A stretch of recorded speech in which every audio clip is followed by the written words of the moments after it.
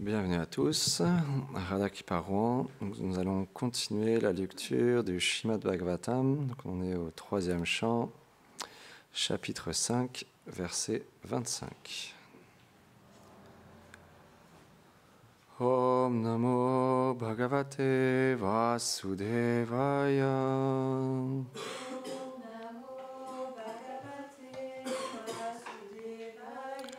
Om Namo Bhagavate Vasudevaya.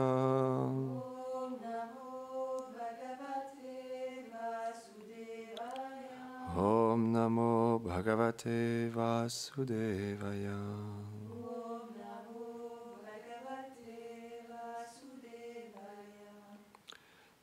Sava etasya sandrashtu Shakti sad asad atmika Maya nama mahabhaga Yayedham nirmame vidbhu. Traduction. Ô toi qui es fortuné, le Seigneur est la cause primordiale et le témoin de tout. Sa puissance externe, de laquelle émane cet univers, est à la fois la cause éloignée et l'effet de la création de cet univers. Commentaire.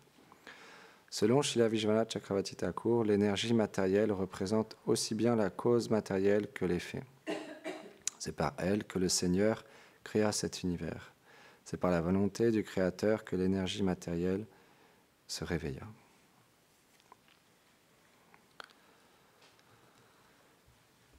Om Ganati Mirandasya Ganam Jaram Sharakaya Shakshu Militam Yena Tasmahe Shri Gurave Namaha Namam Vishnu Padaya Krishna Prestaya Bhutare Shrimati Bhaktivedanta Swamini Namine Namaste Sarasvati Deve Gauravani Pracharine Nirvishesha Shunyavadi Pashyatya Deshatarine. Jai Shri Krishna Chaitanya Prabhu Nityananda Shri Advaita Gadadhar Shivasadi Gaur Bhakta Vrinda. Hare Krishna Krishna Krishna Hare Hare Hare Rama Rama Rama Hare Hare. Vrindaye Tulasi Devyaye Priyaye Keshavasya Krishna Bhakti Pratidevi Satyavate Namo Namaha. Vanchakarpatarubhyacha Kripa Sindhubhyahe Vacha Patitanam Pavanebhyo Vaishnavebhyo Namo Namaha. Avant de commencer à parler, j'implore les bénédictions de mon maître spirituel ainsi que Srila Prabhupada, toute la filiation spirituelle, toutes les dévotes et les dévots ici assemblés pour pouvoir glorifier le Seigneur suprême aujourd'hui. Donc là, en ce moment, on parle de la création. Sujet très vaste, mais très complexe aussi. Beaucoup de chiffres sont donnés, comme Gurudev l'a mentionné il y a 2 jours. Il n'y a pas des milliers d'univers, il y a des millions d'univers. C'est même, il a dit 2 millions, c'est ça? Ou 10 millions? 2 millions d'univers ou 10 millions d'univers. Pour nous, c'est quelque chose qui est inconcevable. Parfois, quand on prend le temps d'observer le monde qui nous entoure, le soir, on peut lever la tête au ciel et voir les étoiles. Quand on voit les étoiles, on comprend, juste pendant un petit instant, que finalement, on se trouve dans un endroit qui nous dépasse. Bien qu'on est sur cette terre, on pense avoir un rôle important, on pense être quelqu'un d'important, de grand, mais quand on lève les yeux au ciel, on comprend qu'en fait, on est tout petit, qu'il y a une création immense qui nous dépasse. Même les scientifiques, parfois, ils émettent des théories, comme d'où vient ce monde, la création, tout ça, mais ça les dépasse aussi. Bien qu'ils ont une intelligence très grande, juste avec un petit exemple très simple, comme on prend souvent, les Vaishnavas, ils prennent souvent l'exemple d'un téléphone portable. Tout le monde a un téléphone portable aujourd'hui. D'où vient le téléphone portable? Quelqu'un a eu une intelligence. Avec son intelligence, il a créé le téléphone portable.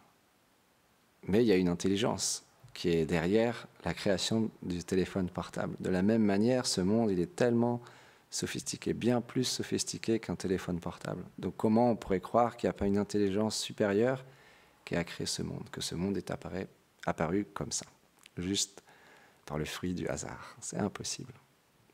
Il y a toujours une intelligence derrière une création. Et qui donne l'intelligence aux êtres humains dans ce monde pour créer des choses, comme un téléphone, comme un micro, une horloge? C'est le Seigneur suprême qui est dans le cœur, qui nous inspire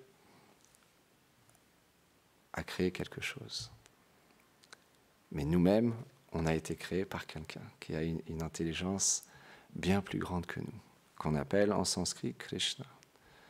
Celui qui fascine tous les êtres, celui qui est le plus grand, le plus fort, qui est en même temps le plus humble, le plus riche, qui possède tout. Parce que tout vient de lui. Krishna a dit, tout émane de ma personne. Et donc, tous les fruits de l'adoration, finalement, est faite envers le Seigneur suprême. Qu'on s'en rende compte ou pas. Parce que l'âme, elle est faite pour servir le Seigneur suprême. C'est la fonction naturelle de l'âme, c'est de servir. Et même dans ce monde, on peut voir que toute la journée, on est engagé à servir. Quand on va au travail, on sert. Quand on est dans la boulangerie, on accueille les clients et on sert les clients. Donc il y a l'esprit de service, il est toujours présent. Si on observe bien, il y a toujours cet esprit de service. Alors bien sûr, souvent dans ce monde, c'est un service intéressé parce qu'on va avoir un salaire. Parce qu'avec ce salaire, on a besoin de maintenir notre maison, notre foyer, notre voiture, etc., etc. Mais la différence, un bhakta, c'est qu'il comprend que en offrant un service désintéressé, on fait plaisir au Seigneur suprême. Et comme il est la source de tout, c'est lui qui nous maintient, c'est lui qui pourvoit à tous nos besoins. On est juste simplement que son serviteur. C'est la disposition d'un bhakta. Comme chez Chaitanya Mahaprabhu, et ce fameux divertissement. Alors, vous allez m'aider. C'était avec Srivas Thakur, je crois, qui était dans sa maison avec sa famille. Et le Seigneur, souvent, il venait lui rendre visite et il lui disait, mais tu es tout le temps engagé à recevoir les Vaishnavas, tu organises des festivals, comment tu maintiens ta maison? Et c'est Srivas Thakur, ou c'est Srinivas, je ne sais plus. Vous savez plus. Et il a répondu au Seigneur suprême qu'il dépendait simplement du Seigneur suprême et que si jamais un jour il y avait plus assez à manger ou il y avait un souci financier, lui et toute la famille, ils iront juste simplement se jeter dans le Gange. Mais il était tellement abandonné au Seigneur suprême, je crois qu'il avait dit il frapperait 3 fois dans les mains. Et la 3e fois, s'il n'y a rien qui se passe, juste il donnerait fin à ses jours. Parce que les Vaishnavas, ils ont une telle abandon qu'ils ont une pleine confiance dans le Seigneur suprême. Parce que le Seigneur suprême, il a promis à ses dévots qu'il comblerait leurs désirs, leurs manques, et qu'il maintiendrait ce qu'ils ont. Et donc lui, il avait pleinement confiance en ça. Parce que un Vaishnava qui est hautement qualifié, il réalise vraiment qu'il n'est pas ce corps, que ce corps, c'est juste une enveloppe. C'est comme une voiture. On prend souvent cet exemple. Une voiture, bien qu'il y en a qui sont très attachés à la voiture, finalement, c'est juste un véhicule qui nous amène d'un point à un autre. Et quand le véhicule, au bout de 300 000 km ou 400 000 km ou 500 000 km, il devient complètement en miettes, inutile, il n'y a plus rien qui fonctionne. Qu'est-ce qu'on fait du véhicule? On va dans un endroit qui s'appelle la casse. On dit, cher monsieur, voilà, j'ai un véhicule, il est vraiment très usagé. J'en ai plus aucune utilité, s'il vous plaît, est-ce que vous pouvez le prendre et l'entreposer avec tous les véhicules qui sont finis, morts, qui n'ont plus aucune utilité. C'est la même chose avec ce corps. Ce corps, c'est comme un véhicule. À un moment ou à un autre, on devra le laisser derrière nous. On ne pourra pas l'emporter avec nous. Et l'âme, elle, dans la vie suivante, elle prend un nouveau corps. De la même manière, on rachète un véhicule. Quand le véhicule, il n'a plus aucune utilité, on rachète une voiture. Donc, un sage, un Vaishnav, quelqu'un qui a conscience de sa véritable nature, il n'est pas attaché à ce corps. Il l'engage, de la même manière qu'on prend un véhicule pour aller d'un endroit à un autre, on engage le véhicule. Le corps est engagé dans le service du Seigneur suprême. Mais on en est détaché. Graduellement, on essaye d'en être détaché. Plus la profondeur vient dans notre vie et plus on réalise qu'on est vraiment une âme spirituelle. Pour ça, il y a besoin d'avoir des expériences. Parce que tant qu'il n'y a pas d'expérience, on en parle, on entend, mais on ne le vit pas encore pleinement. Mais graduellement, à force d'entendre, à force d'en parler, à force d'écouter, petit à petit, à force de chanter les saints noms, d'adorer la déité, le Seigneur suprême, les Vaishnavas, un jour, on réalisera pleinement qu'on sera une âme spirituelle. Et donc, dans ce cycle que le Seigneur a créé, a manifesté dans le monde dans lequel on vit et dans toutes les planètes qui nous entourent, parce qu'il y a différentes planètes plus élevées où on a un corps adapté pour pouvoir jouir davantage d'un bonheur incommensurable. Et il y a aussi des planètes inférieures où on expérimente des souffrances pareilles, qui sont vraiment très, très, très difficiles. Et dans cette terre dans laquelle on vit, c'est considéré comme une plateforme tournante, où suivant les actions que l'on fait, bonnes ou moins bonnes, alors on peut soit rester dans cette terre et continuer à évoluer, ou soit aller dans les planètes plus avancées, jouir d'un bonheur pendant un temps qui nous est accordé comme un crédit, comme un compte en banque.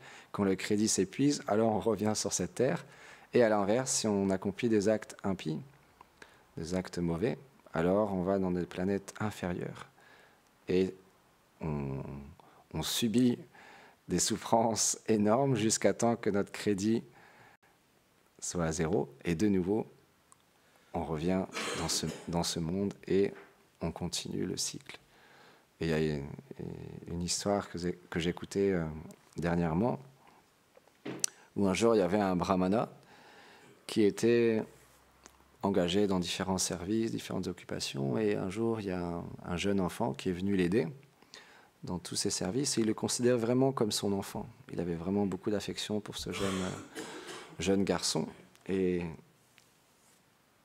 ils avaient une très bonne relation, etc.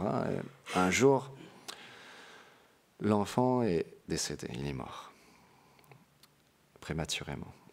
Et donc le brahmana, il était vraiment très peiné, parce qu'il avait beaucoup d'attachement pour cet enfant. Et il pensait beaucoup à lui, etc. Et un jour, je ne sais plus par quelle occasion, l'enfant qui était mort, il est revenu juste pour le voir lui. Et le brahmana, il a été surpris, il a dit « Mais qu'est-ce que tu fais ici? Pourquoi tu es revenu? Où tu es exactement? J'ai plein de questions à te poser. » Et il lui dit « Oui, j'ai pas beaucoup de temps parce que là, je suis venu pour une mission spéciale. » En fait, il était envoyé par Yamaraj lui-même, le déva de la mort, celui qui s'occupe de donner la sanction aux êtres et de les amener soit dans des planètes inférieures, soit de les juger, ou soit leur permettre d'aller dans les planètes supérieures. Et donc lui, il s'est retrouvé avec Yamaraj. Et il lui dit, là, je suis en mission, il y a quelqu'un qui va bientôt décéder aux alentours, et donc je dois l'accompagner et l'emmener à Yamaraj pour qu'il soit jugé. Donc j'ai très peu de temps. Il dit, ah oui, oui, j'ai plein de questions à te poser, s'il te plaît, réponds. Parce que depuis que je suis tout petit, en fait, le brahmana, il lui dit, je désire savoir quelle est cette souffrance qu'on parle tant dans les planètes infernales, les mondes inférieurs, et quel bonheur on expérimente dans les planètes supérieures. Parce que mon désir, c'est de pouvoir faire l'expérience, mais après revenir dans ce corps, pas mourir, juste faire l'expérience, pour ensuite revenir dans ce corps et pouvoir partager aux êtres quelle est mon expérience.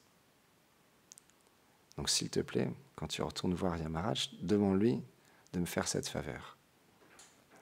Il dira, mais ça c'est très difficile, je ne sais pas s'il va pouvoir autoriser à faire ça. Normalement c'est quand on est mort qu'on va dans ces planètes-là. Il dit, mais si, je sais que c'est possible. Parce que si Yamaraj il le veut bien, ça sera possible. Il lui dit, mais par contre, demande-lui à un moment opportun. Quand il te dira qu'il a beaucoup d'appréciation pour le service que tu rends et qu'il est fier de toi, tout ça, là, à ce moment-là, tu lui demandes, attends le bon moment. Et donc l'enfant,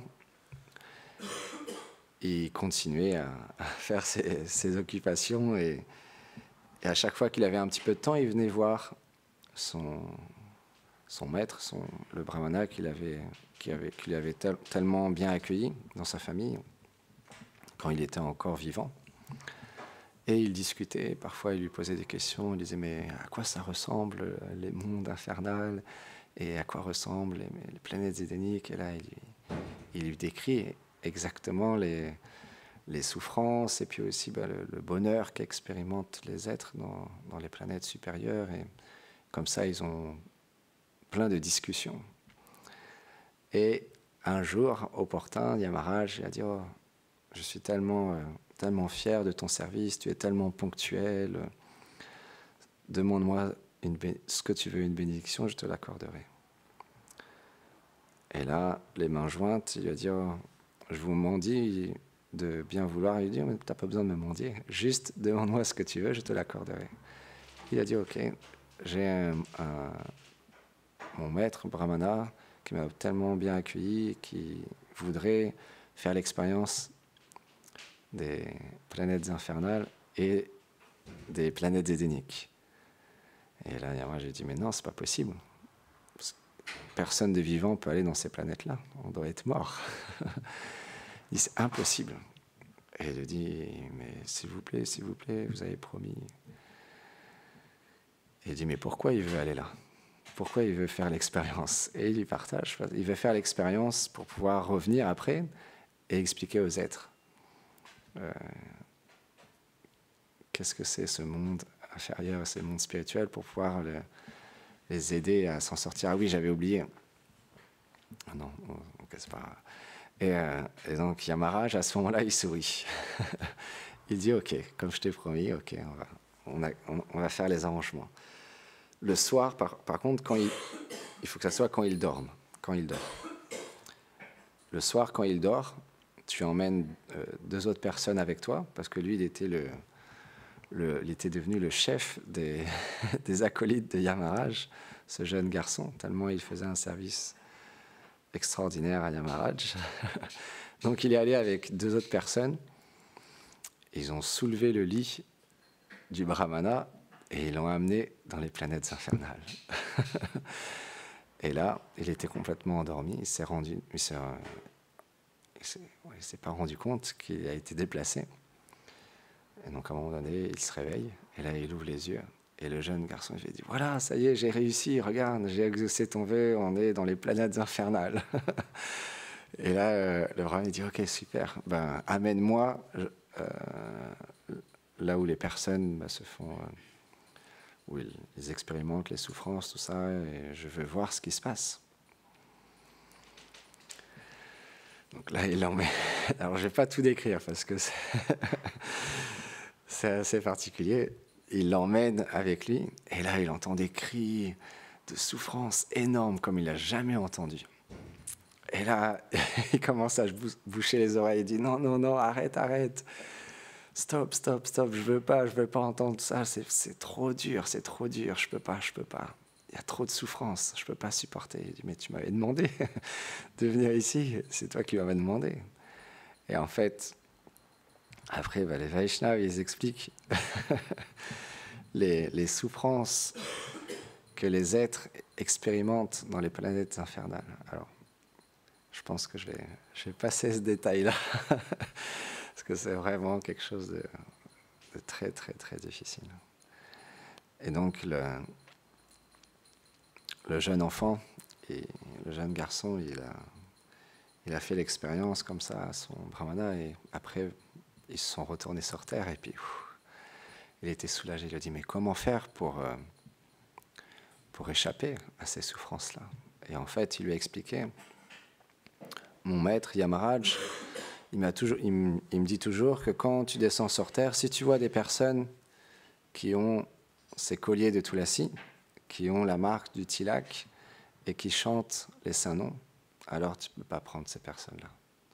Mais les autres, tu peux les prendre.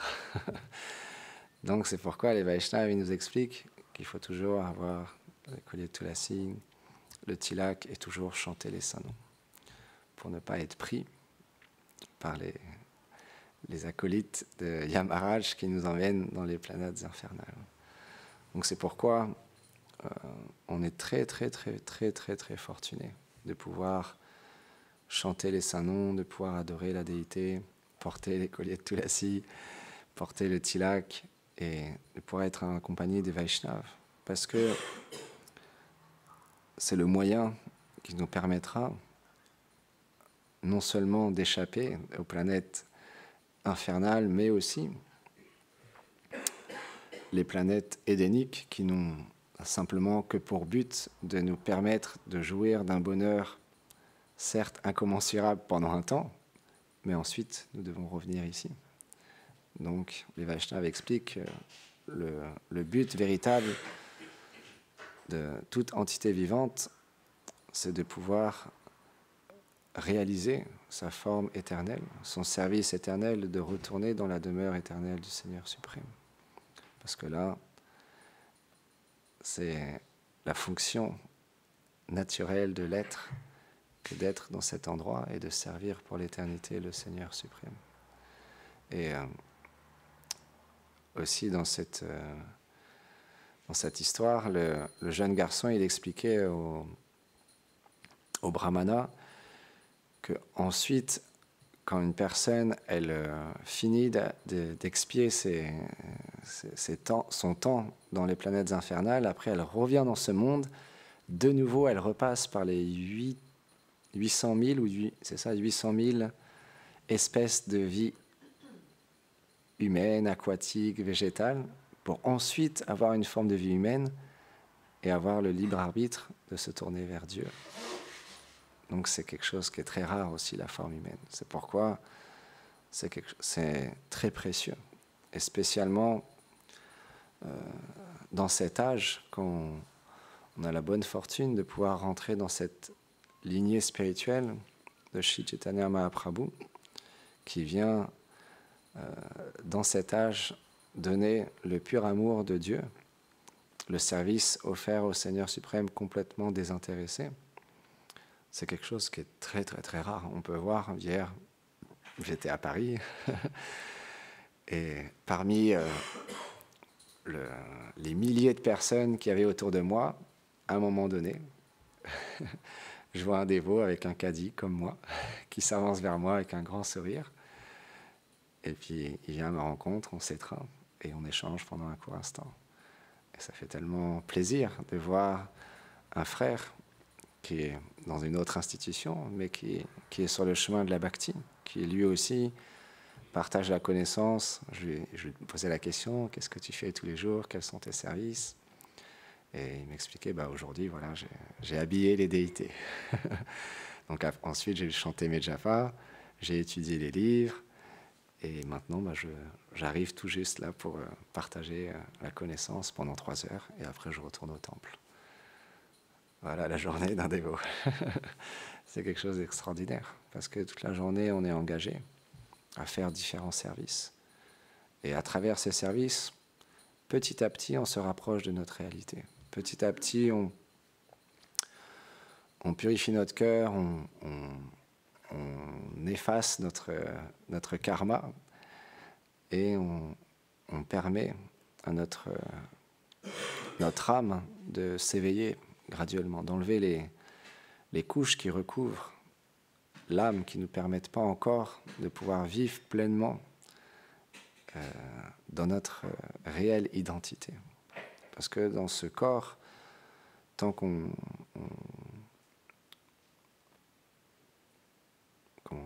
s'identifie à cette identité, finalement, c'est juste une identité temporaire, parce que dans les vies précédentes, on a fait déjà l'expérience d'être un enfant, d'être un adolescent, un jeune marié ou une jeune mariée, et puis graduellement on vieillit, puis un jour quitter ce corps et de nouveau reprendre une naissance. C'est ce qu'on appelle le cycle des morts et des renaissances.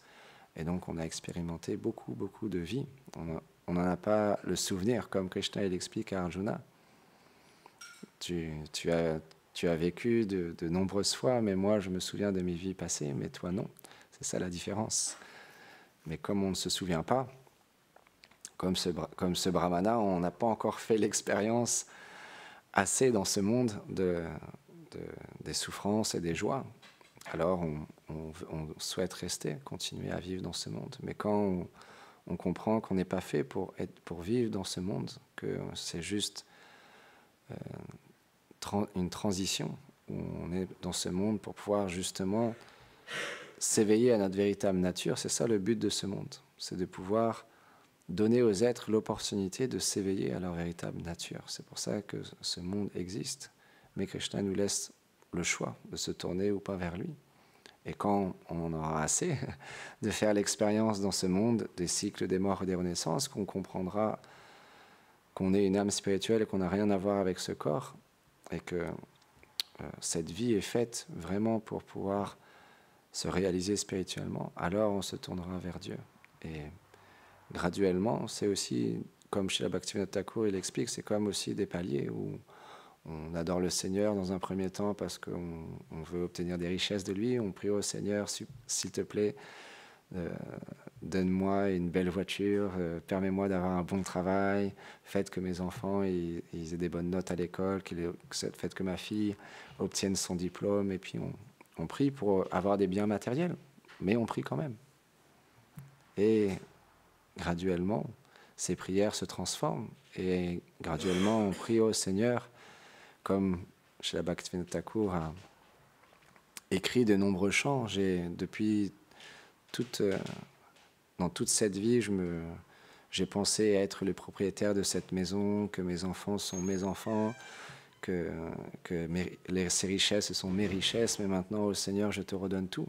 Tout appartient, je suis simplement que ton serviteur dans ta maison, et je m'occupe de tes serviteurs parce que ce sont des âmes spirituelles et ils ont aussi une relation avec toi, et je les sers du mieux que je peux pour qu'ils puissent revenir à toi. Et la prière des Vaishnavas, il y a plein de prières. Beaucoup de chants ont été écrits pour pouvoir nous permettre, nous aussi, de prier le Seigneur d'une manière plus personnelle. Et graduellement, où on prie simplement le Seigneur, ou juste, ô Seigneur, je veux te donner du plaisir, je veux te servir, te donner de l'amour, parce que c'est ça le but, c'est de pouvoir aimer le Seigneur et d'être aimé par lui. Ressentir son amour, parce que le Seigneur, il nous aime toujours, mais ressentir son amour, comprendre tous les arrangements que le Seigneur fait pour nous. Parce que parfois on oublie, on a souvent tendance, l'être humain malheureusement, à se plaindre, surtout dans l'ère dans laquelle on vit, il y a toujours des problèmes, toujours des choses pour se plaindre, et puis il y a toujours des perturbations qui viennent dans notre vie, que ce soit à travers le mental, les autres entités vivantes, la maladie, le froid, le chaud, tout le temps des perturbations. Et donc, ça peut être l'occasion pour nous de se plaindre ou de comprendre. Ces choses viennent comme des cycles. On peut pas les arrêter, mais je dois juste les tolérer parce que c'est comme ça. Parfois je souffre, parfois je suis heureux, parfois il fait froid, parfois il fait chaud.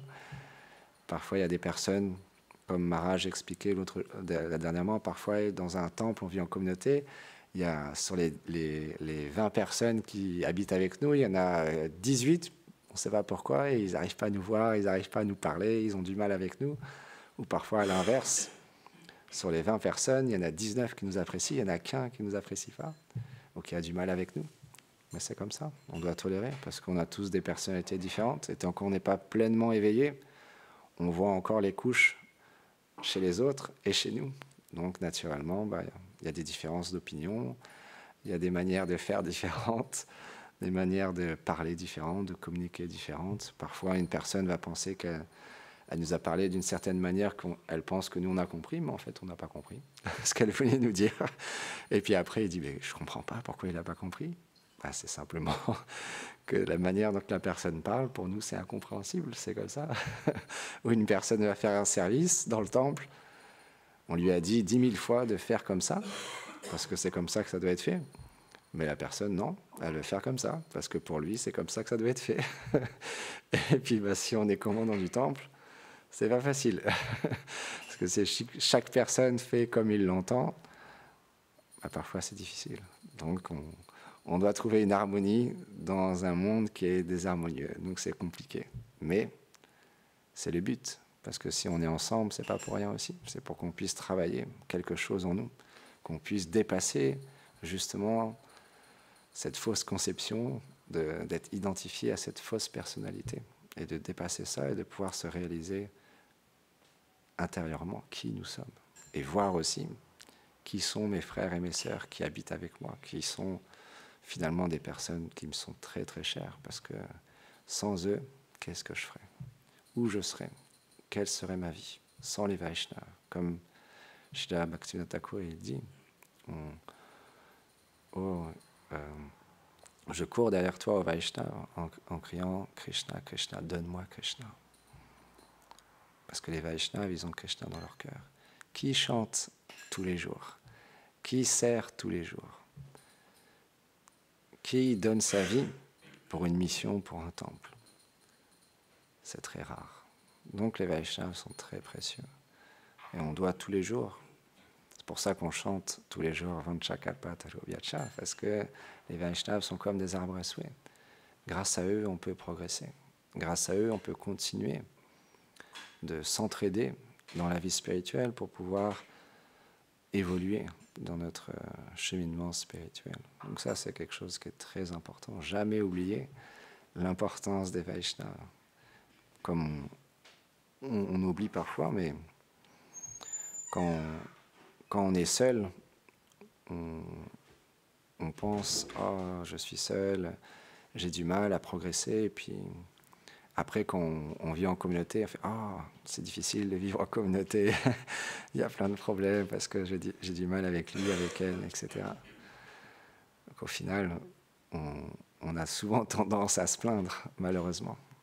C'est le mental. Le mental, Krishna il dit, il est aussi difficile à contrôler que le vent. Donc il faut tolérer le mental. Mais les Vaishnavas expliquent que la meilleure situation, c'est vraiment de pouvoir être associé avec les Vaishnavas. Même si parfois on a du mal, c'est une situation qui est très très favorable. Parce que regardez, tous les jours, on parle et on écoute sur les gloires de Krishna dans l'association des Vaishnavas. Tous les jours, on sert ensemble.